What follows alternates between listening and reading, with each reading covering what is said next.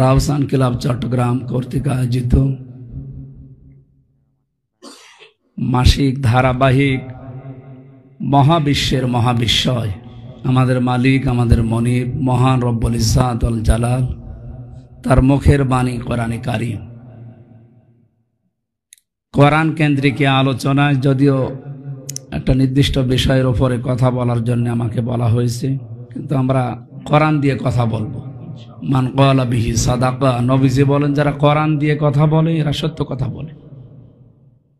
এখন প্রশ্ন আসতে পারে, এদেশে ইসলামের নাম নিয়ে যারাই কথা বলে তারা তো কোরআন দিয়েই বলে নাকি? এরপরও এত দল, এত মত কেন? আমি নাম নিলাম না, চট্টগ্রামে কি ফরিদপুরের এক জায়গায় গিয়েছিলাম। আসরের নামাজ আদায় করার পর ইমাম সাহেব ঘুরে বসলেন। অনেক কোরআনে কারীম থেকে একটা আয়াত তেলাওয়াত করার পরে অর্থ বললেন, ইয়া আইয়ুহাল্লাযীনা আমানুত্তাকুল্লাহা ওয়াবতাগু ইলাইহিল ওয়াসিলা ওয়াজাহিদু ফি সাবিলিহি লাআল্লাকুম তুফলিহুন। এই আয়াতটা পড়ার পরে বাংলা অর্থ করলেন, হে ঈমানদারেরা, আল্লাহকে ভয় করো। আল্লাহ পর্যন্ত পৌঁছাতে হলে তোমাদেরকে একটা ওসিলা তালাশ করা লাগবে। সেই ওসিলা হচ্ছে এই যে পেছনে যিনি শুয়ে আছেন, এই পীর সাহেব। যে যা বললাম এতটুকু পর্যন্ত বলার পরে এর পরের শব্দ উনি আর বললেন না। এ পর্যন্ত কি কোরআন দিয়ে কথা বলার পরে কি বুঝলেন? অনেকেই নাউজুবিল্লাহ অলরেডি বলে ফেলেছেন, অথচ আপনার কোরআন নিয়ে ওরকম গভীর বিষয় আপনারা জাননি। আমি আমার ছোটবেলা থেকে কোরআনের উপরে আছি ইনশাআল্লাহ, কারণ আমার কোরআনের উপরে হাফেজি পড়তে 6 মাসের কিছুদিন বেশি লেগেছিল। এরপরে কওমি মাদ্রাসায় কোরআন কেন্দ্রিক ছিল, আলিয়া মাদ্রাসায় কোরআন কেন্দ্রিক ছিল, বিশ্ববিদ্যালয়ে আমার তাফসিরে অনার্স মাস্টার্স, সব কোরআনের উপরে।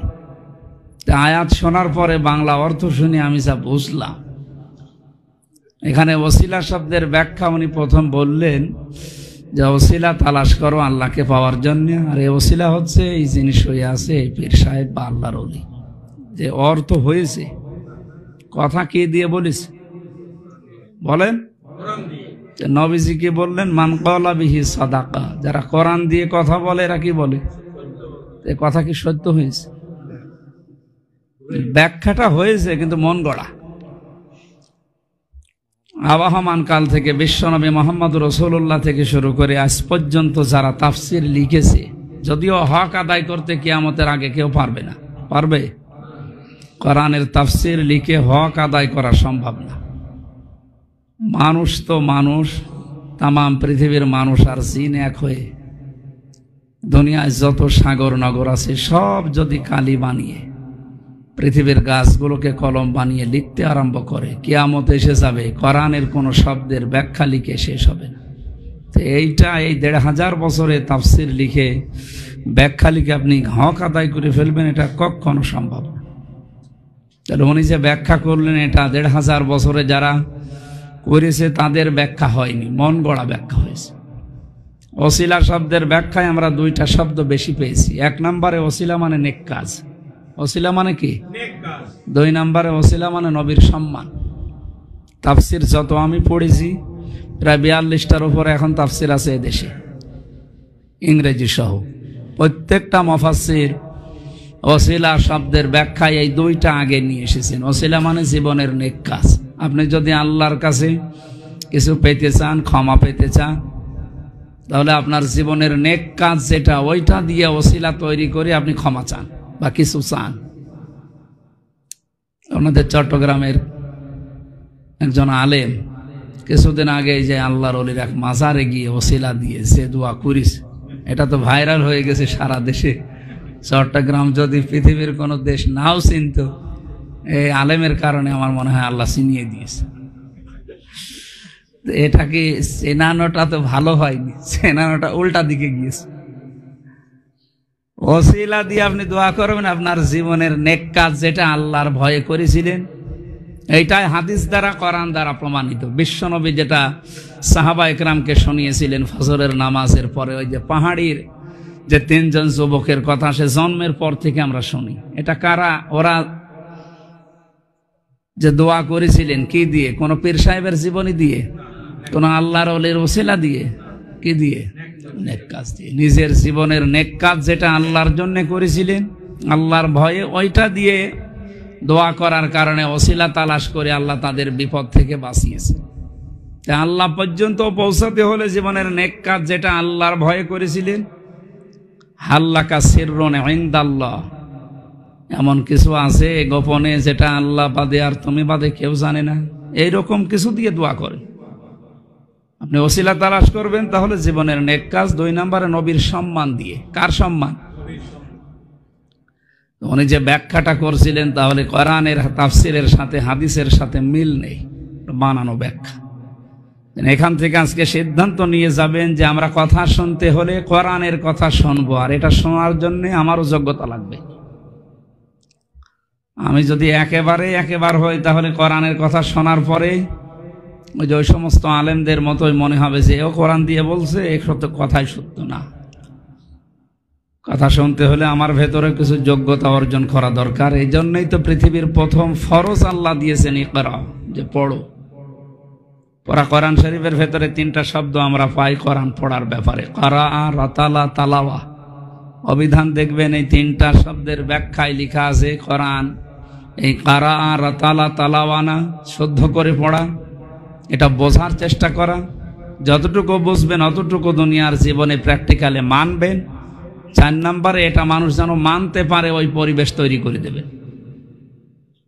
আমার কথা যেটা আমি বোঝাতে চাই, আমরা কোরআন দিয়ে কথা বলি বা কোরআন দিয়ে কথা আমরা শুনতে চাই, কিন্তু কথাটা হওয়া লাগবে আসলেই কোরআন দিয়ে, আমার মন মতো যেন না হয়।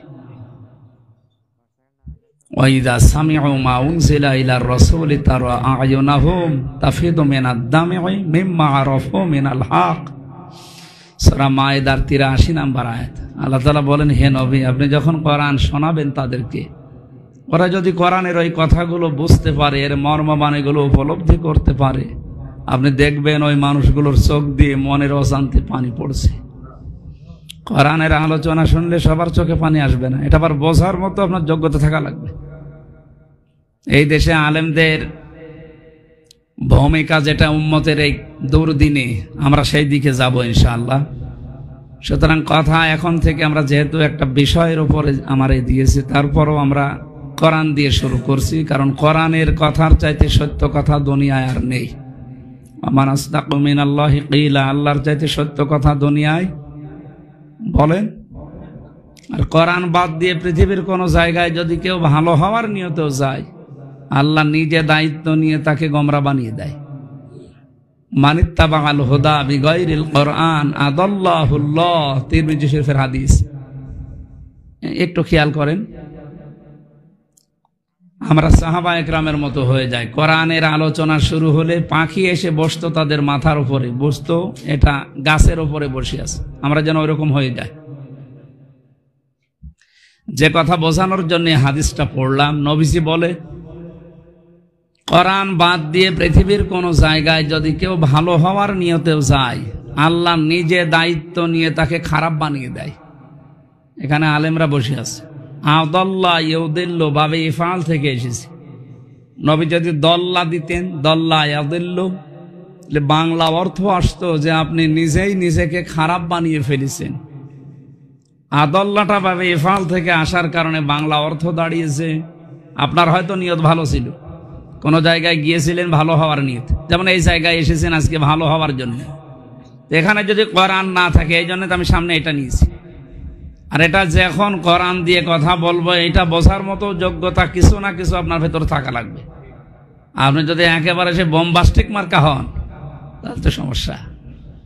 মানে এটা যখন আমি বলবো, আপনার অনুধাবন করার মতো যদি কিছু না কিছু যোগ্যতা 100 ভাগের যদি 10 ভাগও থাকে, দেখবেন মনের অশান্তি কখন চোখ দিয়ে পানি পড়ছে আপনি টের পাচ্ছেন।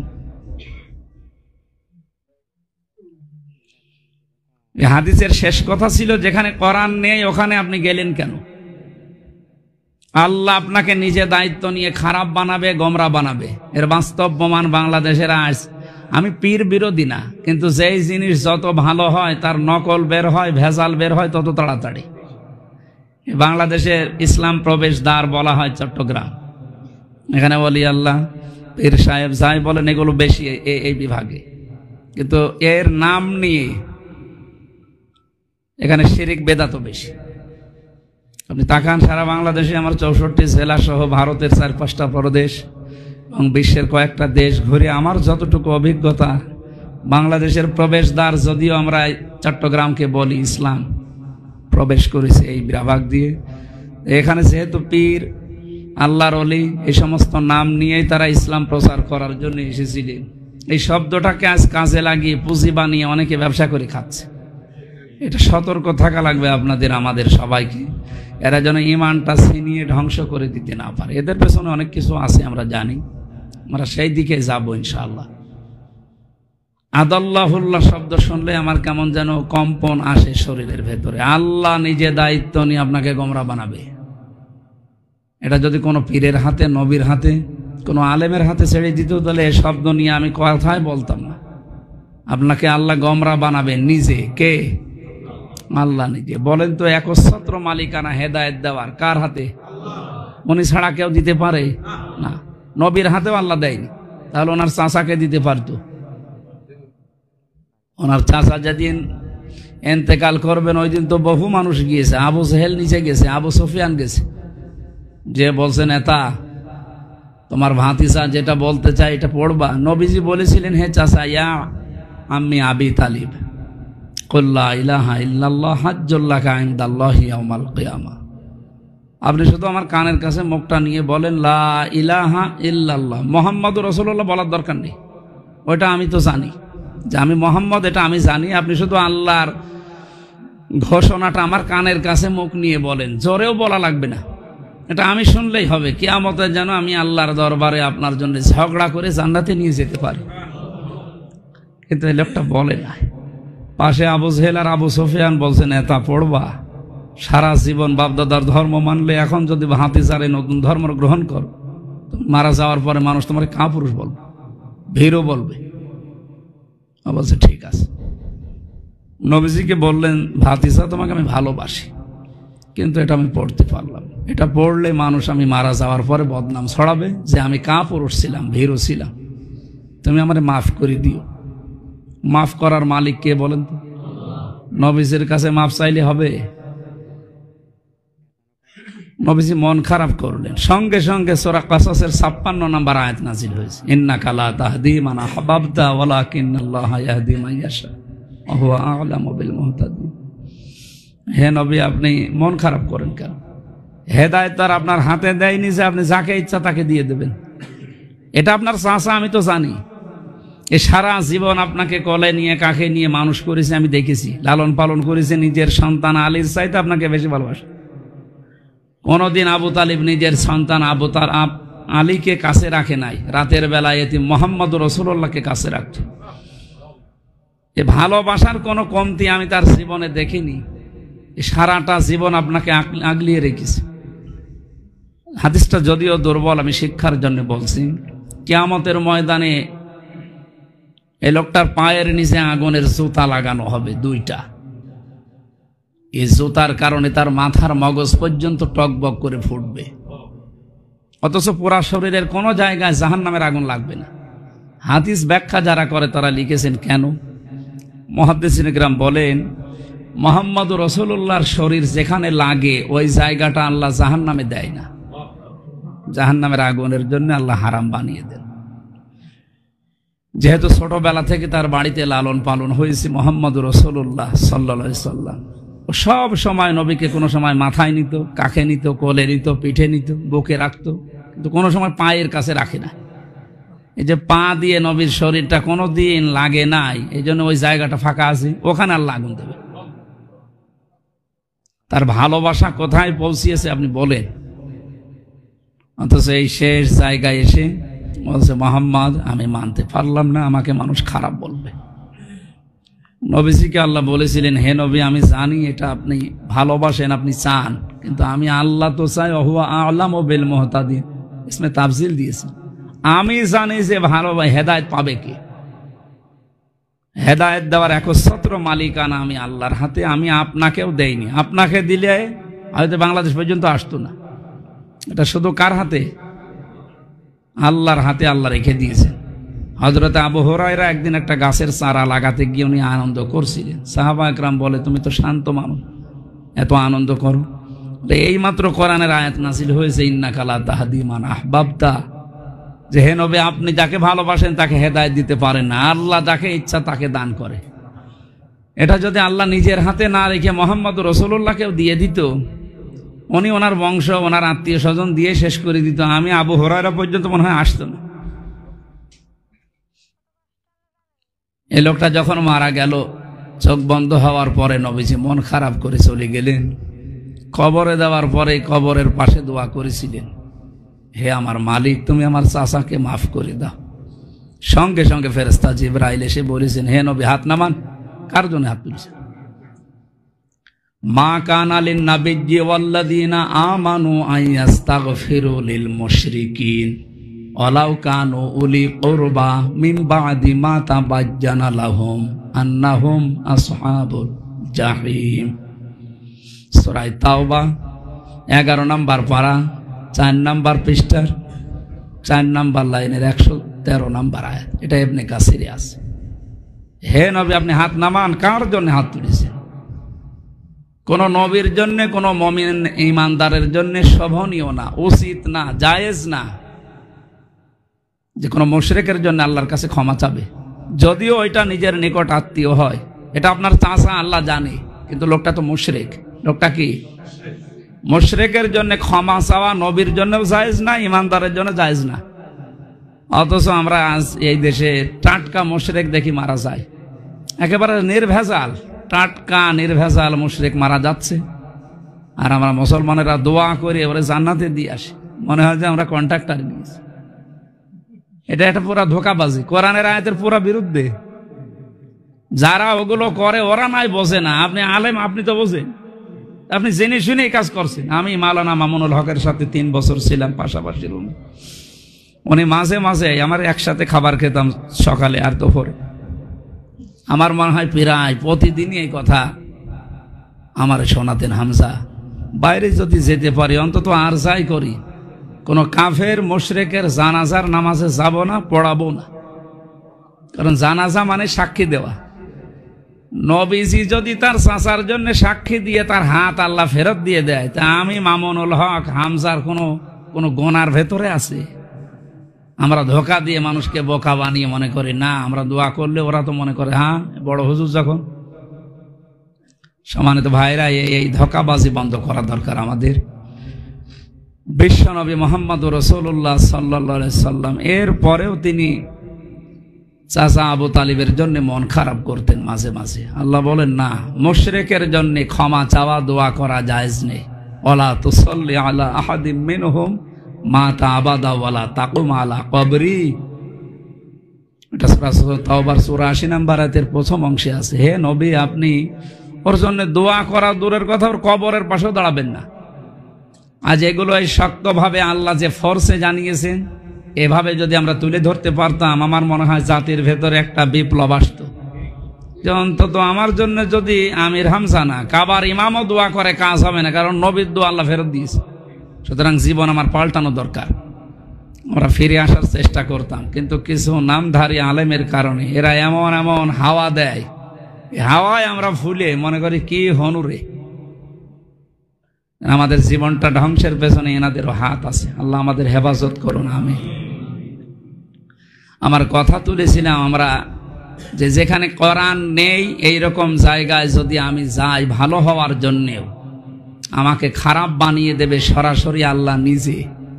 কারণ হেদায়েতের একচ্ছত্র মালিকানা নবীজিকে আল্লাহ দেয়নি, কোনো আলেমকে দেয়নি, কোনো ফেরেশতা, কোনো পীরকে দেয়নি, দিয়েছে শুধুমাত্র আল্লাহ নিজের হাতে। এই হাদিসের আদাল্লাহুল্লাহ শব্দের ব্যাখ্যা শুনলে আমার ভয় লাগে। এই কারণে কোরআন যেখানে নেই, এখানে আপনি বুঝে যান আর না বুঝে যান, ভালো হওয়ার নিয়তে যান আর না যান, গেলেই আপনাকে খারাপ বানাবে কে? আজকের এই ময়দানে যদিও ছোট্ট পরিসরে আমরা এই সিদ্ধান্ত নিয়ে বাড়ি যেতে পারি না নবীর এই হাদিসকে সামনে রেখে, না এই কথার উপরে কোনো ভেজাল আছে? না, নেই। 100% সত্য কথা, নবীর কথা।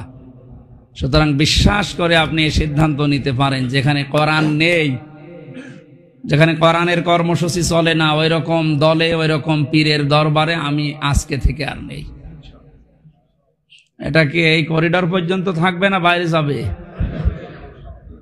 আমার তো মনে হয় এটা যদি আমরা বাইরে নিতে পারি তাহলে এই আলোচনা আজকে সাকসেস। মন থেকে আপনি সিদ্ধান্ত নিতে পারেন, যেখানে কোরআন নেই ওই রকম দরবার যদি আমার বাবাও গঠন করে, ও দরবারে আমি আর নেই। কারণ ওখানে গেলে আমি ভালো হওয়ার নিয়ে তো গেলেও আমাকে খারাপ বানাবে কে? এটাতে খারাপ বানায় তার বাস্তব উদাহরণ তো আমরা দেখতেই পাই। আমার কুষ্টিয়ার লালনের মাজার, মানুষ কিন্তু আপনাদের এলাকা থেকেও যায়, ভালো হওয়ার নিয়েতে যায়। লোকটা কি ছিল সেটা আল্লাহ জানে, আর লোকটা জানে। কারণ 194 না কত বছর পার হয়ে গেছে, তা আমরা জানবো কি করে? সে লোকটা যাই থাক, সেখানে যে কাজকর্মগুলো এখন হচ্ছে, এ কয়েক বাড়ি পরে আমার বাড়ি। বাস্তব যেটা আমরা দেখি, এখানে কোরআনের নিয়ম নীতি নেই। সারা দেশ মিলে আপনি যাই কয় মন গাঁজা না পাবেন, ওখানে গেলে তার চাইতে বেশি পাবেন। পুলিশ পাহারা দিয়ে গাঁজা খাওয়ায়, খা, কোনো অসুবিধা নেই। তো এই জায়গায় বলেন কোরআনের হাদিসের কোনো নিয়ম নীতি ওখানে চলতে দূরের কথা, বলতেও দেয় না। প্রকাশ্য শিরিক চলছে, ওর মাজারে শিরিক সেজদা দিচ্ছে। লা তাত্তাখিজুল কুবুর মাসাজিদা, কবরকে সেজদার জায়গা বানিও না। এই কথাটা আমি বানালাম? বলেন বলেন, নবীজির কথা, কবরকে সেজদার জায়গা বানিও না। অথচ আজ হাজারো কবরকে সেজদা দেওয়ার জন্য সিস্টেম বানিয়ে রেখেছে। নবীর এই কথাকে পুরা উল্টিয়ে যারা বিভিন্ন কাজকর্ম করে ব্যবসার চালিয়ে যাচ্ছেন, তাদেরকে তো সতর্ক হওয়া লাগবে। আর আমরাও যেন সতর্ক হতে পারি, কারণ যে লোকটা কবরে আছে সে যেই হোক, ও বড় বিপদে আছে, ও আমাদের দোয়ার অপেক্ষায় আছে। আর আমরা যদি তার কাছে চাই, এমন এমন আল্লাহর ওলির কাছে যে চাওয়া হয় যে ওলি আমার ভাষাও বোঝে না, ও যদি জীবিতও থাকে ও তো আমার ভাষা বোঝে না। সিলেটে আপনারা যান, বিভিন্ন মানুষ সে যে দোয়া করে, ওনার কাছে জিনিসপত্র চান, তো ওনার ভাষাতে আপনার মতো না, ওনার ভাষা তো ছিল আরবি। আপনি যতই বাংলায় দোয়া করেন, আপনি সিলেটি ভাষায় দেন আর চট্টগ্রামের ভাষায় দেন, উনি বুঝবে। আর বুঝলেও তো কিছু দিতে পারবে না, কারণ কবরে যে লোকটা আছে, সাগরে যেমন মানুষ পড়ে থাকে ওই রকম অবস্থায় আছে। কিছু করলে, কিছু দোয়া করলে ওনার কাছে আল্লাহ পৌঁছায়, শান্তির ব্যবস্থা করে। এই বিশ্বাসগুলো আমাদেরকে ভেতরে প্রতিষ্ঠিত করার জন্য চেষ্টা চালায় অনেক আলেমরা, তাদেরকে আজ খারাপ ভাবা হয়। তাহলে আমি আবার রিপিট করছি, আদাল্লাহুল্লাহ শব্দ থেকে, যেখানে কোরআন নেই, সে দলে কোরআন নেই, কোরআনের কর্মসূচি চলে না, ওই দলের প্রতিষ্ঠাতা যদি আমার বাবাও হয়, আমি ও দলে আর নেই। এটা একটু আসতে বলে, না না, এটা সমস্যা আছে। এটা জোরে বললে তো 3 বছর ছিলাম, আবার 6 বছর হয়ে যেতে পারে। এই জন্য এটা একটু আসতে বলেন, যেন বাইরে না যায়। আপনি মেনে নিতে পারলে আমি সাকসেস, আলহামদুলিল্লাহ। সুতরাং আমি যে কথা দিয়ে শুরু করেছিলাম, কোরআন দিয়ে কথা বললেই নবীজি বলেন সে সত্য কথা বলে, কিন্তু কথা হওয়া লাগবে কোরআন দিয়ে। কি দিয়ে? কোরআনের আয়াত পড়ার পরে এমন এমন কথা আমরা এমন এমন কথা বলি যেগুলো আসলে কোরআনে ওই কথা নেই, সব বানিয়ে বানিয়ে পীরের নামে, আল্লাহর ওলিদের নাম নিয়ে। আল্লাহ আমাদের হেফাজত করুন, আমিন। সুতরাং আজকের এই মহতিপূর্ণ অনুষ্ঠানের সম্মানিত সভাপতি, বিশিষ্ট চিকিৎসাবিদ, শ্রদ্ধাভাজন ব্যক্তিত্ব, আমি স্যারকে আজকে দেখলাম, ডাক্তার ওমর ফারুক, আতালাল্লাহু আমরাহু ওয়া বারাকাল্লাহু ফি হায়াতি, আমিন। এখানে শ্রদ্ধাভাজন আরো ব্যক্তিবর্গ বসে আছে, যারা মাওলানা তৌহিদুল ইসলাম, ডক্টর আমিনুল ইসলাম সহ নাম না জানার সামনে যারা সর্বজন শ্রদ্ধাভাজন ব্যক্তিবর্গ, এই সমাজের যারা শ্রদ্ধাভাজন তারা এসেছেন, আমরা জানি, চেহারা দেখলে আমরা বুঝি। আল্লাহ এই সম্মান মর্যাদা শুধু দুনিয়া না, ওয়ারাফা'না লাকা যিকরাক, এটা যেন দুনিয়া আখিরাতে টিকিয়ে রাখেন। এই চট্টগ্রামে আসলে কোরআনের জন্য আমাকে ভালোবাসে আমার জাহিদ ভাই, বাইতুল শরফের সামনে ওনার বাড়ি, আলহাজ জাহিদুল ইসলাম জাহিদ ভাই। আল্লাহর জন্য আমিও তাকে ভালোবাসি। মান আহাব্বা লিল্লাহি ওয়া আবগাদা লিল্লাহি ওয়া আতাআ লিল্লাহি ওয়া মানাআ লিল্লাহ ফাকাদ ইসতাকমালাল ঈমান। এই হাদিসটা আমি সে জন্মের পর থেকেই মানে বয়স হওয়ার পর থেকে শুনি, কিন্তু এর ভেতরে যে এত কিছু আছে। আল্লাহর নবীর কথা ছিল ছোট ছোট, এর ভেতরে এত কথা যে লুকিয়ে থাকে। মান আহাব্বা লিল্লাহ, আপনি কাউকে ভালোবাসলে আল্লাহর জন্য বাসবেন। এইটা যে বাস্তবে নিয়ে যাওয়া, ঠিক বললাম, কত কঠিন, অনেক কঠিন। আল্লাহর জন্য কাউকে ভালোবাসা অনেক কঠিন, আল্লাহর জন্য কাউকে ঘৃণা করা এটাও কঠিন। কিছু যদি কাউকে দেয়, আমি দান করি, এটাও যেন আমার আল্লাহর জন্য হয়। কাউকে যদি আমি ঘৃণা করি, বিরত থাকি দান করা থেকে, কিছু দেওয়া থেকে, এটাও যেন আল্লাহর জন্য হয়। নবীজি বলেন ফাকাদ ইস্তাকমালাল ঈমান, সে যেন তার ঈমানকে পরিপূর্ণ করে নিল। আল্লাহ এই হাদিসটা আমি সহ যারা এখানে আসলাম, এটা যেহেতু রেকর্ড হচ্ছে, কালকে সারা দেশে ছড়িয়ে যাবে। পৃথিবীর এখন 175 কোটি মুসলিমকে এটা যেন মেনে নেওয়ার তৌফিক আল্লাহ দান করেন, আমিন। দরুদ আর সালাম পড়ছি আমাদের নবী মুহাম্মদ রাসূলুল্লাহ সাল্লাল্লাহু আলাইহি ওয়াসাল্লামের প্রতি। সম্মানিত ভাইরা, স্থান কাল পাত্র ভেদে কথা বলা দরকার। যদিও উম্মার এই দরদিনে আলেমদের করণীয় আপনি দিয়েছেন, কিন্তু আপনাদের চট্টগ্রাম বিভাগ নিয়ে কয়েকদিন আগে প্রধানমন্ত্রী শেখ হাসিনা যে আশঙ্কা পেশ করেছেন আপনারা শুনেছেন। ওনার শেষের 5টা কথার ভেতরে কয়েকটা কথা খুবই মারাত্মক ছিল। চট্টগ্রামের কিছু অঞ্চল এবং মায়ানমারের কিছু জায়গা নিয়ে একটা নীরব বিপ্লব চলছে, নীরব আন্দোলন চলছে খ্রিস্টান স্বাধীন রাষ্ট্র ঘোষণা দেওয়ার জন্য। যে ইন্দোনেশিয়ার পূর্ব তৈমুর এবং দক্ষিণ সুদানকে যেভাবে ঘোষণা দিয়ে দিয়েছে খ্রিস্টান স্বাধীন রাষ্ট্র বলে, পৃথিবীতে 228টার উপরে রাষ্ট্র আছে স্বাধীন প্রধীন মিলিয়ে, আমরা মাত্র 57টা। আর ফিলিস্তিন যদি স্বাধীন হয়, এ মিলে 58টা। 228টার কাছে 58টা কিছুই না। 17 সালের একটা গবেষণা পেয়েছিলাম, ওই সময় রাঙ্গামাটি, বান্দরবন, খাগড়াছড়ি এই 3 জেলায় গির্জা ছিল মাত্র 222টা। এই কয়েক বছরের ব্যবধানে 23 সালের রিপোর্ট, এখন গির্জার সংখ্যা 444টার উপরে। খ্রিস্টান মিশনারি এবং কাদিয়ানিরা মিলে যেটা আরম্ভ করেছে, ওদের পেছনে লোক আছে। ওনারা যেভাবে শুরু করেছে গোপনে, এভাবে যদি কিছুদিন চালাতে পারে, মায়ানমারের কিছু অংশ আর আমাদের এই দেশের কয়েকটা জেলা নিয়ে শেষ পর্যন্ত যদি ঘোষণা দিয়ে গণভোটের মাধ্যমে, না জানে জীবদ্দশায় আবার দেখে যাওয়া লাগে কিনা যে এ দেশ ভাগ হয়ে একটা খ্রিস্টান স্বাধীন রাষ্ট্র ঘোষণা হয়ে গেছে। এটা যে কোন পর্যায়ে যাবে, যে এয়ারবেস তৈরি হচ্ছে, আপনি এখানে এয়ারবেস তৈরি করে কারে হত্যা করবেন, কারে মারবেন বলেন? এর পেছনে কিছু লোকই আছে। ইন্নামা ইয়াতাযাক্কারু উলুল আলবাব, এখানে আলেমদের কথা, জ্ঞানীদের কথা, বুদ্ধিমানের কথা আল্লাহ জানিয়েছেন। বুদ্ধিমান যাদের সত্যিই বুদ্ধি আছে, কোরআন দিয়ে যাদের বুদ্ধি চলে, মানুষগুলো কিন্তু বুঝে ফেলেছে যে ওরা কি করতে চায়। এই সাদা চামড়ার এই মানুষগুলো এত চালাক, এত বুদ্ধিমানেরা তামাম দুনিয়া এমনি এমনি কন্ট্রোল করছে। যদি বলেন এই শুনি আমার কি দরকার, এখানে যারা বসে আছি আর 100 বছর পরে কেউ থাকবে না, সব নতুন মানুষ এসে জায়গা চাষ করবে। আমরা সবাই এখান থেকে মাটির নিচে। আমার দুনিয়ার জীবনটা এই জেলখানায় 3 বছর যাওয়ার আগে আমি অন্যদিকে বসতাম। 3টা বছর যেহেতু এক ঘরে ছিলাম, তো আমরা ফাঁসির কন্ডেম সেলের ভেতরে একটা ঘরে ছিলাম, 24 ঘন্টা তালা মারা। অথচ আমাদের যা মামলা দিয়েছিল, ও মামলায় তো সাধারণ আসামের মতো থাকার কথা। সারাদিন ঘোরাফেরা করবো, সন্ধ্যাবেলায় আটকিয়ে দেবে না। 24 ঘন্টা একজন সামনে দিয়ে তালা লাগিয়ে, এদিকে 2.5 হাত, এদিকে 3.5 হাত, কবরের মতোই প্রায়। কিচ্ছু নেই, যোগাযোগ বিচ্ছিন্ন। আমার মনে হয় কোরআন শরীফটা যদি না থাকতো, এমনি সাধারণ কোনো মানুষ হলো টেনশনে মরে যাওয়ার কথা। কোরআন শরীফ ছিল, আল্লাহ এর পেছনে সময় দিয়ে সময়টা কাজে লাগিয়েছিল।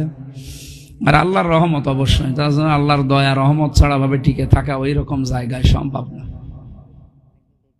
তো ওখানে যে বাস্তবতায় আমি দুনিয়ার জীবন সম্পর্কে যেটা এখন উপলব্ধি করে, এটা অনেক আকাশ পাতাল হয়ে গেছে। পৃথিবীতে একটা ধোঁকা, সত্যি কথা বলছে, একেবারে ধোঁকা। আপনার স্ত্রী বলেন, ছেলে মেয়ে, মা বাবা, সম্পদ আদি সব ধোঁকা। এখন 1 মিনিটের জন্য চোখ বন্ধ করে দেখে,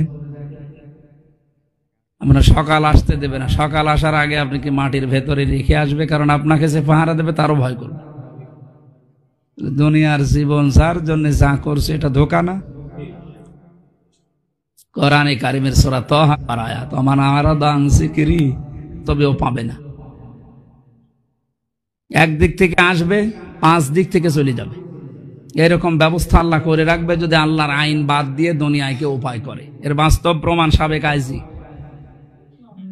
আমি নাম নিলাম না, আপনি বাস্তবে মিলান, কোরআনের আয়াত মিলে যাবে।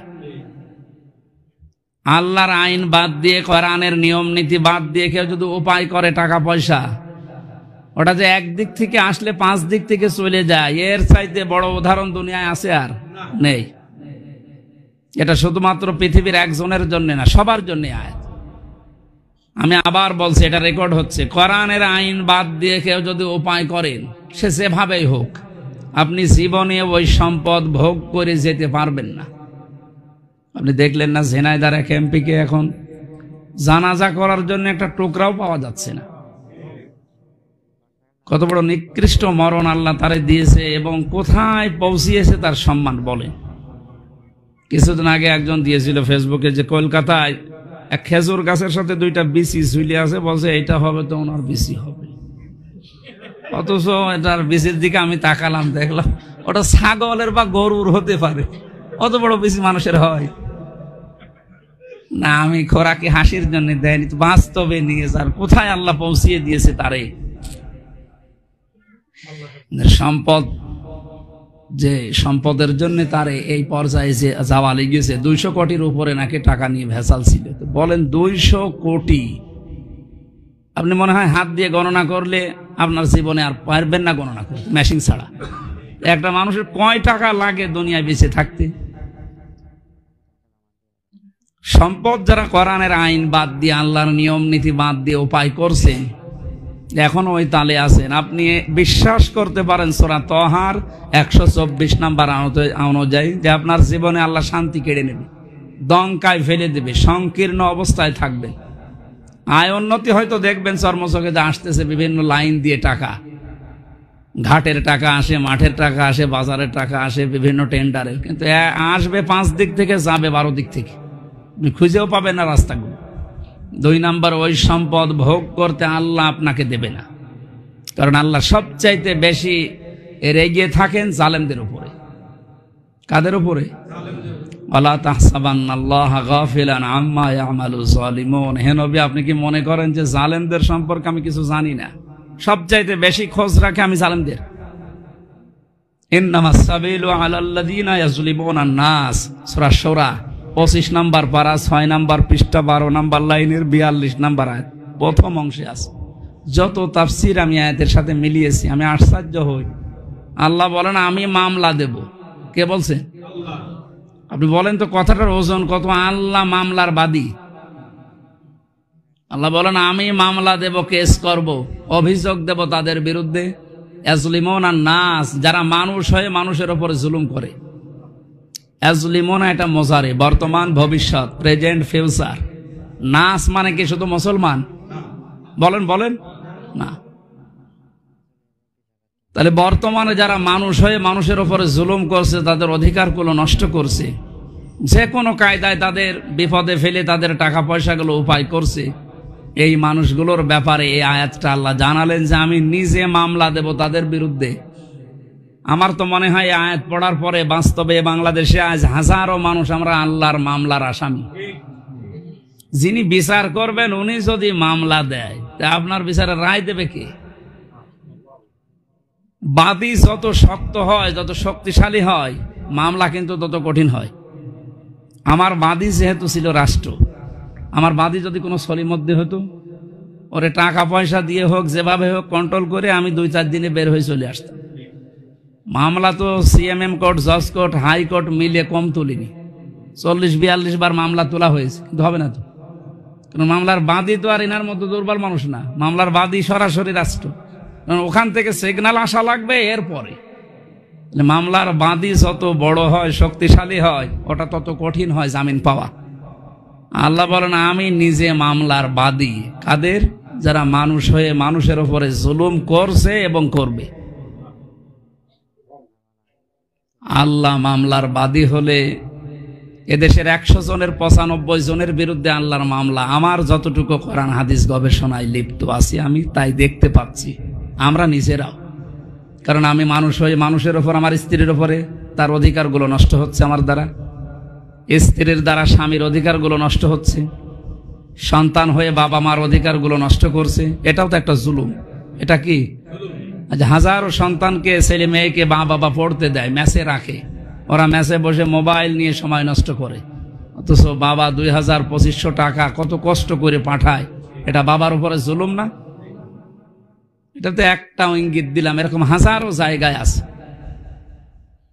এই জন্য জুলুম যারা করছেন মানুষ হয়ে মানুষের উপরে, নিজের উপরে, পরিবারের উপরে, সমাজের উপরে, রাষ্ট্রের উপরে, এই জুলুম যদি বন্ধ না হয়, না জানি আপনি কিয়ামতের দিন আপনার আল্লাহর মামলার আসামি হয়ে ওঠেন কিনা।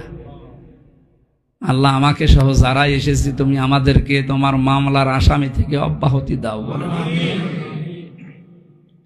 পার্বত্য চট্টগ্রাম সহ যে ষড়যন্ত্র ওনারা করছে, এটা যেন আমরা দেশের মানুষেরা রুখে দিতে পারি। যদিও মনে হয় সম্ভব হবে না, কারণ এই সাদা চামড়ার লোক তো, এরা যা করে খুব সূক্ষ্মভাবে করে। 228টা রাষ্ট্র গণভোটের মাধ্যমে সুদানকে, দক্ষিণ সুদান যেমন, পূর্ব তৈমুর যেমন ঘোষণা অলরেডি দিয়ে দিয়েছে খ্রিস্টান স্বাধীন রাষ্ট্র, আমাদের দেশটাও যদি ভাগ হয়ে যায় এভাবে, জীবদ্দশায় আবার এটা দেখে যাওয়া লাগে কিনা আল্লাহ জানে। আল্লাহর ওপর আমরা দায়িত্ব দিচ্ছি আমাদের ইমান থেকে। আল্লাহ তুমি আমাদেরকে বাঁচাও, স্বাধীন সার্বভৌম এই রাষ্ট্রটাকে তুমি রক্ষা করো। এটা যদি কিছু হতেই হয়, যেন কোরআনে কারিমের আইন চলছে এটা যেন আমরা দেখে মরতে পারি। কারণ 53 বছরে তো বিভিন্ন মানুষ চালিয়েছে, আমরা দেখলাম, কিন্তু কাঙ্ক্ষিত মানের শান্তি আমরা পাইনি। কোরআন দিয়ে দেশ চললে কেমন দেখা যায় আপনি দেখেছেন? না, দেখেননি। কোরআন দিয়ে চললে কেমন দেখা যায় ওইটা দেখার জন্য দোয়া করছে আজকে, মুসাফির অবস্থায়, মাজলুম অবস্থায়, অসুস্থ অবস্থায়। আল্লাহ যেন এই 56,000 বর্গ মাইলটা কিভাবে কোরআন দিয়ে চললে কেমন দেখা যায় এটা যেন দেখে মরার তৌফিক দেন। আজকে তেলাওয়াতকৃত আয়াত থেকে আমরা আরম্ভ করব। সূরা রদের 19 থেকে 24 পর্যন্ত কিছু কথা আল্লাহ আমাদেরকে জানিয়েছেন। আলেমদের ব্যাপারে যে কথা দরকার এখন, যেটা চলছে আপনারা প্রতিনিয়ত দেখতে পাচ্ছেন, যে বিষয়গুলো নিয়ে মানে কাদা ছোড়াছড়ি হচ্ছে, এরা আসলে গভীর কোনো বিষয় নিয়ে ভাবে না। যারা এই ছোড়াছড়ি করছে এরা যদি গভীর এই বাস্তবতা নিয়ে ভাবতো যে দেশই থাকবে না কিছুদিন পর, তখন আপনি কাদা ছড়বেন কোন দিকে? যেদিকেই ছড়বেন ওই দিকে ওই কাদা ছড়তেও জায়গা পাবেন না। এই চিন্তা ভাবনা যাদের নেই, তারা এই হাত তোলা নিয়ে, আমিন বলা নিয়ে, নবী নূরের তৈরি না মাটির তৈরি, আমি গরম শুননি, আমি ঠান্ডা শুননি, এই নিয়ে আপনি আছেন ব্যস্ত। কয়েকদিন পর যে কথা বলার মতো জায়গাও পাবেন না। এই জন্য ওই সমস্ত বিষয় নিয়ে যারা চিন্তা ভাবনা করে তারা এই দিকে মন দেয় না। ওরা ওই পাতলা বুদ্ধির মানুষগুলো, আসলে নামের আগে আলেম লেখা আছে, তো এই নামটা এখন কলঙ্ক হয়ে গেছে। উম্মার দিনে আলেমদের করণেতে, আলেম তো আলেমের মতো হওয়া লাগবে। ইন্নামা ইয়াখশাল্লাহা মিন ইবাদিহিল উলামা, উনি তেলাওয়াত করছিলেন না? পৃথিবীতে আল্লাহর যত বান্দা আছে সবচাইতে বেশি ভয় আল্লাহকে করে আলেমরা। কারা? আলেম কারা? নামের আগে মাওলানা, মুফতি, মুহাদ্দিস লেখা থাকলে আলেম। এতক্ষণ যিনি কথা বলছিলেন ডাক্তার ওমর ফারুক, যে জেনারেল শিক্ষিত মানুষ, তারা আলেম লাইনের মানুষ না। আলেম বলা হয় ইমাম ইবনে তাইমিয়া রাহমাতুল্লাহ আলাইহির মতে 3টা গুণ যাদের ভেতরে আছে। 1 নম্বরে যারা আল্লাহর কোরআন নিয়ে চিন্তা ভাবনা করে। ওনার যতগুলো কথা 15 মিনিট 20 মিনিট যাই বলেছে, আমার মনে হয় 1-10 মিনিট কোরআনের উপরে ছিল। অথচ কত আলেমের কথা আমরা শুনি 2.5 ঘন্টা কথা বলে মুসা নবীর জীবনী দিয়ে কোরআনের একটা আয়াত নেই।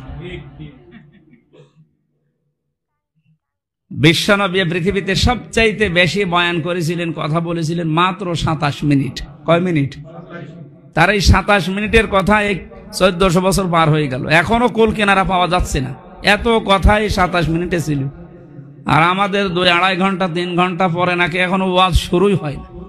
তা আমাদের কথার ভেতরে কোনো মাল ম্যাটারেস নেই, তো আন্দাজে বলেই যায়, মানুষ শুনিয়ে যায়। এই জন্য এমন কিছু কথা বলা দরকার জাতির জন্য, সতর্কতামূলক, যে কথাগুলো চিন্তা ভাবনার খোরাকি এনে দেয়।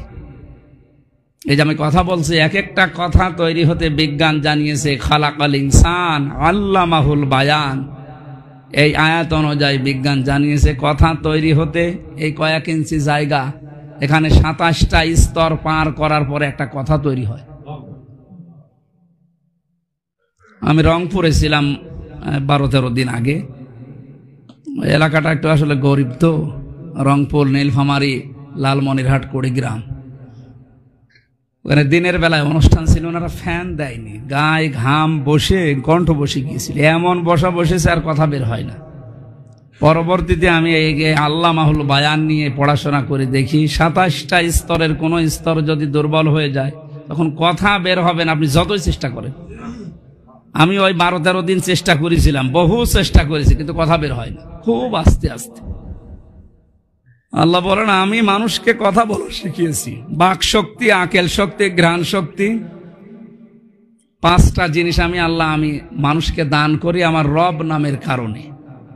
ফালানজুরিল ইনসানু মিম্মা খলিক খলিকা মিন মাইন দাফিক ইয়াখরুজু মিন বাইনিস সুলবি ওয়াত তারাইব। মানুষকে নজর করে না ওর জন্মের দিকে, যে কি জিনিস দিয়ে তাকে বানালাম। বাবার স্ফলিঙ্গ দিয়ে যখন দ্রুত গতিতে কোনো পানি বের হয়ে যায়, এ নাপাক পানিটার ভেতরে 40,000 মানুষ তৈরি করার ক্ষমতা আমি আল্লাহ রাখি। মায়ের জরায়ের দেওয়ালের সাথে ধাক্কা লেগে সবগুলো হয়তো যেতে পারে না, ওখানে 1টা 2টা 5টা 13টা পর্যন্ত এই পৃথিবীতে গেছে। ক্যালিফোর্নিয়া এক মহিলার 13টা বাচ্চা হয়েছিল, এই পৃথিবীর সর্ব উপরে, এর উপরে আর যায়নি। তাহলে আমার বাবার দায়িত্ব ছিল আমার মায়ের বিছানায় থাকা, ওখান থেকে পানিটা দ্রুত গতিতে মায়ের রেহেম পর্যন্ত যেতে বিজ্ঞান জানিয়েছে। এক এক ফোঁটা পানি দিয়ে আমার আল্লাহ বাবার এই পানিটা দিয়ে 4টা জিনিস বানিয়েছে, রক্ত, গোশত, চর্বি আর চামড়া। আর মায়ের রেহেমের ভেতরে যে নাপাক পানিটা ছিল ওইটা দিয়ে আল্লাহ আরো 4টা জিনিস বানায়, চুল, রগ, হাড় আর পর্দা। কয়টা হয়েছে? 40 দিন 40 দিন 40 দিন এভাবে পাল্টাতে 6 মাস যায়। কয় মাস? 6 মাস পরে আমার আল্লাহ বলেন এখন খাবারের উদ্রেক দেখা দিয়েছে, খাবার লাগবে, ওর খাবারের ব্যবস্থা কর। মায়ের মাসিক অসুখ বন্ধ করে দিয়ে নাভির সাথে নাভির তার দিয়ে আমার আল্লাহ খাবার পৌঁছায়। যে খাবার যখন চায় ওখানে ভেতরে এবার আপনার আকৃতি তৈরি হয়। ওয়াল্লাযী ইউসাউবিরুকুম ফিল আরহামি কাইফা ইয়াশা। তিনি সে আল্লাহ যিনি মায়ের রেহেমের ভেতরে তোমাদের আকৃতি বানান। এটা ছেলে হবে না মেয়ে হবে সিদ্ধান্ত দেয় আল্লাহ, কারণ এখান থেকে নিচ পর্যন্ত এই বডিটা ফেরেশতারা বানায়, আর এই মুখটুকু আল্লাহ নিজের কুদরতি হাত দিয়ে বানিয়েছে। এটার আকৃতি কারো হাতে আল্লাহ দেয়নি, এই জন্য মানুষের চেহারা এত সুন্দর, কালো হলেও চেহারা সুন্দর। লাকাদ খালাকনাল ইনসানা ফি আহসানি তাকওয়িম। অবশ্যই আমি আল্লাহ মানুষকে সবচাইতে সুন্দর আকৃতি দুনিয়ায় দিয়েছি। এই 8টা জিনিস হলে তো আর মানুষ হবে না। বিজ্ঞানের কাছে যান, বিজ্ঞান বলবে 13টা জিনিস লাগবে কমপক্ষে মানুষ পূর্ণাঙ্গ হতে। কয়টা? এটা আছে সূরা নাহাল 14 নম্বর পারা 14 নম্বর পৃষ্ঠা 13 নম্বর লাইনের 78 নম্বর আয়াতের প্রথম মাঝের অংশে আছে ওয়াজাআলা লাকুমুস সামআ ওয়াল আবসারা ওয়াল আফইদা ইলা আখির আয়াত। শ্রবণ শক্তি, দর্শন শক্তি, বাক শক্তি, আকেল শক্তি আর ঘ্রাণ শক্তি, এই 5টা জিনিস আমি আল্লাহ নিজে দান করি। বিজ্ঞান জানিয়েছে যদি আল্লাহ একটাও কম দিত আপনি আসতেন দুনিয়ায়, কিন্তু পূর্ণাঙ্গ হয়ে না। যদি বাক শক্তি না দিত বোবা হয়ে আসতেন, যদি আকেল শক্তি না দিত পাগল হয়ে আসতেন। পাগল আসে না? একটা বার যদি মানুষ চিন্তা করতো যে আল্লাহ এই 5টার ভেতরে একটা কম দিলে আমাকে আর মানুষ আমির হামজা বলতো না। আমার যদি দর্শন শক্তি না থাকতো মানুষ বলতো কানা। কি বলতো? যদি আমার শ্রবণ শক্তি না থাকতো মানুষ বলতো কালা। এই 5টা যে আল্লাহ দয়া করেন তো চাইনি, উনি দয়া করে আমাকে দিয়েছিল। এইটার শুকরিয়া আদায় করার জন্য তো সেজদা দেয়া যায়। 8, 5, 13টা জিনিস এক হওয়ার পরে আল্লাহ যখন আকৃতি দান করেন, এরপরে আমার আল্লাহ দুনিয়াতে বের করার ব্যবস্থা নিজে করেন। এখানে যেহেতু মা বোনেরা আছে, সম্মানিতা মা বোনেরা, এটা রেকর্ড হচ্ছে। এই আয়াতের প্রথম শব্দ ছিল আল্লাহু আখরাজাকুম মিন বুতুনি উম্মাহাতিকুম লা তা'লামুনা শাইআ। 8, 5, 13টা জিনিস এক করার পরে এই যে বীর্য থেকে শুরু করে 13টা জিনিস দিয়ে পূর্ণাঙ্গ মানুষ করে মায়ের পেট থেকে বের করার দায়িত্ব হামজার। কার? আল্লাহু আখরাজাকুম, ওই আল্লাহ তোমাদেরকে বের করেন মিন বুতুনি উম্মাহাতিকুম, তোমাদের মায়ের পেট থেকে। সুতরাং মায়ের পেট থেকে কিভাবে বের করবেন এই দায়িত্ব কার? আমাদের মা বোনেরা এবং মেয়েদের। আমার স্ত্রীর মা যিনি, কি হয় আমার, মানে এনাদের আদরে সোহাগে শেষ পর্যন্ত আল্লাহ দায়িত্ব ছেড়ে দেয়। যা, আল্লাহ বলছেন আমি বের করবো, 13টা জিনিস আমি তৈরি করলাম, এখন বের করতে এই 14 নম্বরটা পারবো না। কিন্তু আমার শাশুড়ির কারণে ওনার মেয়ের প্রতি ওনার ভালোবাসা এত বেশি, শেষ পর্যন্ত হবে না, সিজার করে না। এটা আবার কাইটে দিন যারা ছাড়বেন না, আবার শাশুড়ির বাড়ি গেলে আবার খাওয়া দাওয়া বন্ধ হয়ে যায়। আমার শালা আবার আছে সাথে। আমি মা বোনদেরকে বলছি, আল্লাহ 13টা বিষয় যদি এক করতে পারে 14 নম্বরটা পারত। শুধু আমাদের ভরসা না থাকার কারণে আল্লাহ দায়িত্ব ছেড়ে দেয়। সন্তান পেটে আসতে দেরি, আল্ট্রাসাউন্ড করতে দেরি হয় না। এখানে ডাক্তার আছে, আপনি জিজ্ঞাসা করবেন এই যে আল্ট্রাসাউন্ড ছাড়া করে কোনো পুরুষ যদি মহিলার আল্ট্রাসাউন্ড করে, আমার মনে হয় এটা আসলে ঠিক না। মেয়েদেরকে দিয়ে তারপরও মেয়েদেরকে দিয়ে মেয়েদের আল্ট্রাসাউন্ড করাও ঠিক না। আপনার কি দরকার? এখন যেটা আছে ওইটাকে আপনি পরিবর্তন করতে পারবেন? আল্লাহর ওপরে ভরসা যখন মানুষ ছেড়ে দেয়, আল্লাহ বলে যা দেখি তোর ওই ডাক্তার দিয়ে কেটে হাইব্রিড বাচ্চা, তখন হাইব্রিড ভাবে বের করা হবে। আমি আল্লাহ যেভাবে বের করার ইচ্ছা করেছিলাম আমি দায়িত্ব ছেড়ে দিয়েছি। আমি মাঝে মাঝে এই 5টা জিনিস নিয়ে যখন ভাবি, আল্লাহ যদি একটাও আমাকে কম দিত, এখন আমার কেউ পূর্ণাঙ্গ হামজা বলে ডাক দিত না। কয়েকদিন আগে একটা সেমিনার দেখেছিলাম সৌদি আরবে, বাচ্চা 12-13 বছর বয়স হবে, আব্দুর রহমান। এই ছেলেটা কোরআনে কারিমের হাফেজ, আন্তর্জাতিক মানের হাফেজ। ওকে ডাক দিল, বিচারক বলছে তুমি তো অন্ধ, দেখতে পাও না, তো তোমার কোনো অভিযোগ নেই আল্লাহর উপরে? না, আমার আল্লাহর উপরে কোনো অভিযোগ নেই। আমি আরো খুশি। খুশি মানে খুশি এই কারণে, কিয়ামতের দিন আল্লাহ রাব্বুল আলামিন আমাকে সামনে ডাক দিয়ে জিজ্ঞাসা করবে আমার প্রতিটি নিয়ামত সম্পর্কে, পা থেকে মাথা পর্যন্ত জীবন চালাতে যা লেগেছে সবগুলো। সুম্মা লা তুসআলুন্না ইয়াউমাইযিন আনিন নাঈম, কোনোটা বাদ যাবে না। আমার পা থেকে শুরু করে আল্লাহ যখন জিজ্ঞাসা করবে একটা একটা করে, আমার চোখ পর্যন্ত আসলে আমি আল্লাহকে বলবো আল্লাহ একটু দাঁড়ান, আমার চোখ তো ছিল না, আপনি এ বিষয়ে আমাকে প্রশ্ন করতে পারেন না। অন্তত এই দিকে তাকিয়ে হলো আমারে মাফ করে দেওয়া যায়। ওর চিন্তা ভাবনা কোন দিকে দেখেছেন? এটা যে কত বড় নিয়ামত এই চোখটা। আমি কুমিল্লাতে এক মাহফিলে ছিলাম, খাবার খাচ্ছিলাম, হঠাৎ এক অন্ধ আমার পাশে ছিল। বিদ্যুৎ চলে গেল। বিদ্যুৎ চলে যাওয়ার পরে আমরা সবাই চিল্লা পাল্লা করছে, এই তাড়াতাড়ি বিদ্যুৎ দেন, দেখতে পারি না, খাবার দেখা যায় না। অন্ধ আমার হাত চেপে ধরে বলছে, হুজুর আপনি চিল্লাচ্ছেন, মাত্র 2 মিনিট কারেন্ট চলে গেছে। অথচ আজ 42 বছর আমার জীবনে কারেন্ট নেই, আমি তো চিল্লালাম না। আপনারা সবাই হাউ খাও করেন, চিল্লা পাল্লা করেন, জেনারেটর চালু করেন, কারেন্ট কই, আলোর ব্যবস্থা করেন। তা আমার তো জীবনে আলো থাকা না থাকায় 42 বছর সমান, আমি তো চিল্লাইনি। আপনি 2 মিনিটে চিল্লান মানে? এই বাক শক্তির যে আল্লামাহুল বায়ান দিয়ে আল্লাহ যেটা দিতে চেয়েছিলেন, বিজ্ঞান জানিয়েছে এর ভেতরে 27টা স্তর আছে। ধাক্কা লাগে, ধাক্কা লাগতে লাগতে শেষ পর্যন্ত এসে একটা কথা তৈরি হয়ে এই মুখের এই ছোট্ট জায়গা দিয়ে বের হয়। আর কোরআন হাদিসের ব্যাখ্যায় পড়েছি প্রত্যেকটা স্তরে একটা করে ফেরেশতা আল্লাহ বসিয়ে রেখেছে। আমরা কয়েকদিন আগে ছিলাম পটুয়াখালীর রাঙ্গাবালি, তরমুজ হয় এলাকায়, জাহাজে করে নিয়ে আসে, নৌকায় করে এসে যখন ট্রাকে তোলে 3-4 জনের এখান থেকে ছুড়ে মারে, আর একজন ধরে, আর একজন মারে, আর একজন ধরে, এভাবে ট্রাকে তোলে। এই ফেরেশতা যেগুলো বসে আছে এই কথাগুলো এই একটার কাছে আরেকটা, একটার কাছে আরেকটা এভাবে দেয়, অথচ কথা বলতে কয় সেকেন্ড সময় লাগছে।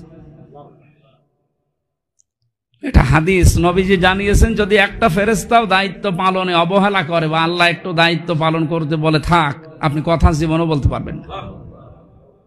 খলাকাল ইনসান আল্লামাহুল বায়ান, তিনি মানুষ বানিয়েছেন আর কথা বলা শিখিয়েছেন। এটা যে কত বড় নিয়ামত আমি এই 12 দিন টের পেয়েছিলাম। এত দোয়া করেছি খালি কথা বলতে পারি আল্লাহ জান, কারণ মাহফিলগুলো নেওয়া আছে, না গেলে তো মানুষ কথাই বলতে না পারলে কি শুনবে।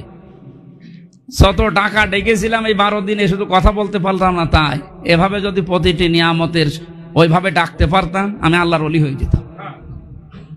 আমাদের উচিত আমাদের এই নিয়ামতগুলো যেন উল্টাপাল্টা দিকে ব্যয় না হয়, শুকরিয়া আদায় করার জন্য। আর শরীরটা যথেষ্ট, কিছু যদি আল্লাহ না দেয়, সুস্থ রেখেছেন ব্যাস, এইটাই আলহামদুলিল্লাহ। আল্লাহ রাব্বুল আলামিন, আমি আলেমদেরকে জানাচ্ছি আজকের এই ভিডিওর মাধ্যমে, যেটা এখন দরকার এই বিষয়গুলো সামনে নিয়ে আসে, যেগুলো সিলেবাসে নেই, মরণের পরে যেগুলোর হিসাব হবে না ওইগুলো বাদ দেন। বিশ্বনবী মুহাম্মদুর রাসূলুল্লাহ তার দেশকে ভালোবাসতেন। যেদিন মক্কা থেকে মদিনায় হিজরত করেছিলেন ওই দিন পর্যন্ত তিনি কন্দন করেছিলেন। তিনি কাবার দিকে তাকিয়ে বলেছিলেন, কাবার মালিক, আমার ইচ্ছা ছিল তোমার ঘরের খেদমত করা, কিন্তু তোমার নিষ্ঠুর সন্তানেরা, এই কাবার নিষ্ঠুর সন্তানেরা আমার এখানে থাকতে দিল না, আমি চলে যাচ্ছি। সূরা কসসের 85 নম্বর আয়াতটা আল্লাহ ওই জায়গায় নাজিল করে তখন তাকে সান্ত্বনা দিয়েছিলেন, ইন্নাল্লাযী ফারাদা আলাইকাল কুরআন লারাদ্দুকা ইলা মাআদ। হে নবী, আমি কোরআনে কারিমের আয়াত আপনার জন্য ফরজ করে দিয়েছি। আমি আল্লাহ সান্ত্বনা দিয়ে আপনাকে যে জায়গা থেকে বিদায় করে দেওয়া হচ্ছে খালি হাতে, শুধু আবু বকর আর তার খাদেমটা আছে, এমন একদিন আসবে লারাদ্দুকা, লামে তাকিদ দিয়েছেন, অবশ্যই আপনাকে আমি এই জায়গায় ফিরিয়ে নিয়ে আসবো। তখন আপনি আর একা না, আপনার সাথে থাকবে অসংখ্য আবু বকর। যখন তিনি 10 বছর পরে এসেছিলেন, একা আবু বকর ছিল? একা খাদেম ছিল? 10,000 মানুষ ছিল। আমরাও আশা করছি উম্মতের এই দুর্দিনে আলেমদের ওই রকম চিন্তা ভাবনা, এরকম ভূমিকা হওয়া দরকার। মায়ের নিচে মাটি থাকছে না সে সমস্ত নেই, খাবারের পরে মোনাজাত করবে না নামাজের পরে মোনাজাত করবে, এই নিয়ে মারামারি করছে এখন। বলেন তো, নবী নূরের তৈরি ছিল না মাটির তৈরি ছিল? মরণের পরে প্রশ্ন হবে।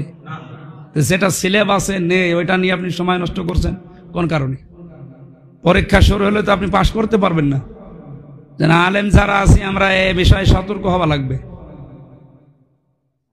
ওয়া ইন্নাহু লাযিকরুল লাকা ওয়া লিকাওমিকা ওয়া সাওফা তুসআলুন, সূরা যুখরুফ 25 নম্বর পারা 11 নম্বর পৃষ্ঠা 9 নম্বর লাইনে 44 নম্বর আয়াত। হে নবী, আপনাকে আর আপনার উম্মতদেরকে কিয়ামতের দিন কিন্তু আমি জিজ্ঞাসা করব যে আমার এই কোরআন মানা হয়েছে কিনা। এইটার প্রশ্ন আগে করা হবে। এর ভেতরে 500 প্রশ্ন আছে। কত? একটাও এখন এই দেশে নেই, আপনার কোনো চিন্তা ভাবনা আসে না। এই জন্য সূরা রদের এই 19 নম্বর আয়াতে আল্লাহ ইঙ্গিত দিয়েছেন এটা যে আলেম, বুদ্ধিমান, জ্ঞানী, যারা উপদেশ গ্রহণ করার মতো, এই মানুষগুলোর জন্য আমি আল্লাহ শুরু করছি। কোরআনে কারিমে আল্লাহ জানিয়েছেন, আফামা ইয়ালামু আন্নামা উনজিলা ইলাইকা মির রাব্বিকাল হাক্কু কামান হুয়া আ'মা। হে নবী, আপনার প্রতি আমি যেটা নাজিল করেছি এটা যারা বিশ্বাস করে আর যারা বিশ্বাস করে না, এর প্রতি যারা অন্ধের মতো আচরণ করে, এই মানুষ দুইটা কি সমান? কখনো না। এই জন্য বাংলাদেশ সহ বিশ্বে যারা কোরআন কেন্দ্রিক জীবনযাপন করে আর কোরআনের বাইরে যাদের জীবনযাপন, কখনো এদের এক প্ল্যাটফর্মে আপনি দেখতে পাবেন না। লা ইস্তাওয়ি আসহাবুন নারি ওয়া আসহাবুল জান্নাহ, আসহাবুল জান্নাতি হুমুল ফাইজুন। জান্নাতি মানুষ আর জাহান্নামী মানুষ কখনো সমান না। এই জন্য আমরা যারা জান্নাতি মানুষ, আমাদের জান্নাতে যাওয়ার জন্য যে সমস্ত উপকরণগুলো আছে, এই উপকরণগুলো আমাদের এখন দরকার। কোরআন আমরা বিশ্বাস করি, আর যারা কোরআন আল্লাহ নাজিল করেছে এ পর্যন্ত শেষ, বিশ্বাস করে না, প্র্যাকটিক্যাল লাইফে মিলায় না, তাদের আমল আখলাক, তাদের অ্যাক্টিভিটিস এই দুনিয়ায় আকাশ আর পাতাল কর্মকাণ্ডগুলো আমাদের দেখে, আমাদের কাজকর্ম, কোরআন কেন্দ্রিক জীবনযাপন দেখে হয়তো দুনিয়াদার এই মানুষগুলোকে আমাদের পাগল মনে হতে পারে। ওরা মনে করতে পারে যে পাগলের মতো আচরণ করে এরা, এ পাগল। কিন্তু আমরাই বুদ্ধিমান। কোরআনে কারিম বলছে ইন্নামা ইয়াতাযাক্কারু উলুল আলবাব। এখানে আলবাবের ব্যাখ্যা আমি 3টা পেয়েছি। 1 নম্বরে আলবাব মানে বুদ্ধিমান, জ্ঞানী এবং আলেম। আমরা যদি আলেমদের নিয়ে আজকে কথা, আলেম মানে কিন্তু নামের আগে মাওলানা মুফতি না। আলেমের প্রথম সংজ্ঞায় বলেছিলাম যারা কোরআন নিয়ে চিন্তা ভাবনা করে। কি নিয়ে? এইটা নিয়ে চিন্তা ভাবনা করা আলেম বাংলাদেশে এখন বেশি না কম? কম মানে নেই। কোরআন নিয়ে চিন্তা ভাবনা করা আলেম এখন আর নেই। যে কয়েকজন ছিল, কয়েকজন যে চলে গেছে। আর এই দেশে কোরআন নিয়ে না, সব বাবার জীবনী নিয়ে আছে। আমার বাবা এই করেছে, আমার দাদা এই করেছে। তোর বাবা দাদা করেছে, তাদের মতো যদি হতে পারতি তাহলে তো হতো। আর তাদের মতো হওয়ার জন্যই আপনি শাহজালালের দিকে, এই দেশে যারা ইসলাম প্রচার করার জন্য এসেছিল তাদের দিকে তাকাবেন। ওনাদের কাছে কেউ গেলে আগে কোরআন তুলে দিত, যে কোরআন পড়েন আপনি আল্লাহকে পেয়ে যাবেন। এখন তাদের বংশধর যারা উত্তরাধিকারী এখন আমরা দেখতে পাই, যারা হকের ডিলার নিয়ে আসে, এদের কাছে গেলে আর কোরআন তুলে দেয় না। এদের কাছে যাবেন, এরা জিকির তুলে দেয়। তাও জাতের জিকির হলে হয়, এমন জিকির দেয় যেগুলো কোরআনেও নেই, হাদিসেও নেই। জিকির করা লাগবে। জিকির একটা ইবাদত, এর নির্ধারিত শব্দ আছে, নির্ধারিত সিস্টেম আছে। যে দরবারে গেলে এগুলো পাবেন না, ওটা দরবার না, ওটা মনে করবেন একটা ভণ্ড বানিয়েছে ওর ব্যবসা টিকিয়ে রাখার জন্য। জিকিরের শব্দ 4টা, সুবহান আল্লাহ, আলহামদুলিল্লাহ, আল্লাহু আকবার, লা ইলাহা ইল্লাল্লাহ। আর এর পদ্ধতি হচ্ছে 4টা। কয়টা? সূরা আরাফের 205 নম্বর আয়াতে আল্লাহ ব্যাখ্যা দিয়েছেন, হে নবী আপনি এই পদ্ধতিতে জিকির করবেন। আযকুর রাব্বাকা ফি নাফসিকা তাদাররুআ ওয়া খিফাতা ওয়া দুনাল জাহরি মিনাল কওলি বিল গুদুবি ওয়াল আসাল ইলা আখির আয়াত। 1 নম্বরে আপনি মনে মনে জিকির করবেন, 2 নম্বরে ভীত সন্তুষ্ট হয়ে, 3 নম্বরে কান্না জড়িত কণ্ঠে, 4 নম্বরে উচ্চ আওয়াজ বাদ দিয়ে। 48,000-এর উপরে দরবার এখন এই বাংলাদেশে পীরের। একটা দরবার দেখান তো এই 4টা সিস্টেম মেনে জিকির হচ্ছে, ওই 4টা শব্দ দিয়ে বলেন, আমি সেখানে যাব। কত দরবার তো ঘুরে আসলাম, কই কোনো জায়গায় তো এগুলো পাচ্ছি না। তার মানে কোরআন কেন্দ্রিক, হাদিস কেন্দ্রিক নিয়ম নীতি যে দরবারে নেই, ওটাকে আসলে দরবার? ওটা ওদের জিকিরও না, ওটা ওদের ফিকির। এই জন্য সতর্ক হওয়া লাগবে। এই কথাগুলো বললে ওদের ব্যবসায় ভাটা পড়ে, তো তখন প্রশাসনের কাছে যে নালিশ দেয় যে পীর বিরোধী, এ আলেম ওলামা দেখতে পারে না, এ আল্লাহর ওলি বিরোধী। তা আল্লাহর ওলি বিরোধী কে বলেছে? তো ওলিই না। আলেম হওয়ার জন্য দ্বিতীয় শর্ত হচ্ছে আল্লাহর নিষিদ্ধ কাজকে যেই লোকটা সমর্থ থাকার পরও ছেড়ে দেয়। এরকম জায়গা আমাদের হাতে নেই। এই যে মোবাইলটা, আমার নয় টাচ মোবাইল এখন নেই, এটা বাটন, এ দিয়ে কিছুই হয় না, আম পাড়া যাবে শুধু, বাকি কিছুই করা যাবে না। আজ হাজারো আলেমের হাতে, নামের আগে যাদের মাওলানা মুফতি লিখা, এইটা দিয়ে আজ কত গোনার কাজে যাওয়া সম্ভব না অসম্ভব? কোনো বিষয় না। যেটা কন্ট্রোল করা আল্লাহর ভয় ছাড়া এ সম্ভব না। 3 নম্বরে যে মানুষগুলো আল্লাহর ইবাদতে নিজেকে লিপ্ত রাখতে পারে 24 ঘন্টা, 24 ঘন্টা এখন মনে করেন যে 24 ঘন্টা আমি লিপ্ত থাকবো কি করে? অন্তত 8-10 ঘন্টা তো ঘুমাবো। ওই 10 ঘন্টাও যে আপনার ইবাদত আপনি তো জানেন না। ঘুমানোর আগে কোনো মানুষ যদি সূরা ফাতিহা, সূরা নাস, ফালাক, ইখলাস, আয়াতুল কুরসি আর আল্লাহুম্মা বিইসমিকা আমুতু ওয়া আহইয়া এই শব্দটা বলে ঘুমিয়ে যায়, যতক্ষণ ঘুম না আসে তখন আস্তাগফিরুল্লাহ অথবা লা হাওলা ওয়ালা কুওয়াতা পড়তে পড়তে একসময় ঘুমিয়ে যায়। যখন উঠবে তখন যদি বলে আলহামদুলিল্লাহিল্লাযী আহইয়ানা বা'দা মা আমাতানা ওয়া ইলাইহিন নুশুর, ও যদি 6 ঘন্টা ঘুমায় 6 ঘন্টাও নামাজে ছিল। এটা যে ইবাদত অনেকে জানেন, মনে করেন না ঘুমালাম 6 ঘন্টা ইবাদত হয়ে গেল, হ্যাঁ এটা ইবাদত। টয়লেটে প্রবেশ করার সময় মানুষ যদি বাম পা দিয়ে বলে আল্লাহুম্মা ইন্নী আউযু বিকা মিনাল খুবুসি ওয়াল খাবাইস, 5 মিনিট 7 মিনিট 10 মিনিট টয়লেটে বসে আছেন, বের হওয়ার সময় ডান পা দিয়ে যদি বলে গফরানাক, হে আল্লাহ আমি ক্ষমা চাই, আলহামদুলিল্লাহিল্লাযী আযহাবা আন্নিল আযা ওয়া আফানি, প্রশংসা তো তোমার যিনি আমার পেট থেকে এই গন্ধ জিনিস বের করে আমাকে শান্তি স্বস্তি নিরাপত্তায় রাখলেন। এটা ভেতরে থাকলে যে কি হতো আপনি টের পাচ্ছেন না। আমার প্রসাব বন্ধ হয়ে গেছিল কিছুদিন আগে, ডাক্তার দেখানোর পরে বলছে প্রসাব আবার চালু করতে পারি, 12,000 টাকা লাগবে। কি গো বলে, শুধু বন্ধ হয়ে গেছে, এ চালু করার জন্য যদি একবারে 12,000 করে লাগে, আর 3বার 4বার করে প্রসাব করলে কমপক্ষে 60,000 টাকা শুধু প্রসাবে যাবে, আর পায়খানাটা নাকি আরো বেশি। কত বড় দয়া আল্লাহ আমাদের উপরে কইরে রেখেছে, দুনিয়ার কোনো জায়গায় যাওয়া লাগবে না। এই শব্দটাতে এই জন্যই নবীজি আমাদেরকে শিখিয়েছেন যে বল গফরানাক, আল্লাহ আমি ক্ষমা চাচ্ছি। এই যে 8-10 মিনিট তোমারে ডাকতে পারলাম না, আমি ক্ষমা চাচ্ছি। শুধু ক্ষমা চাই তা না, আমি প্রশংসা করছি তোমার যে তুমি আমাকে শান্তি দিলে, স্বস্তি দিলে, এগুলো বের করে দিলে। এই যে 8টা-10টা মিনিট আপনি এই কাজ করলে, পোড়াটা এই টয়লেটে থাকা ইবাদত। পোড়াটা কি? আমি কি এটা মানিয়ে বলছি? পোড়াটা যে ইবাদত, আপনি মানেন তো? এটা না আল্লাহর হুকুম, রসুলের তরিকায় 8-10 মিনিট টয়লেটে কাটালে যদি ইবাদত হয়, বিশ্বনবী 10 বছর এই কোরআন দিয়ে রাষ্ট্র চালিয়েছিলেন। এইটার কথা বলতে গেলে আপনার কাছে রাজনীতি মনে হয়, ইবাদত মনে হয় না। আপনি কি পাগল না কি বলেন?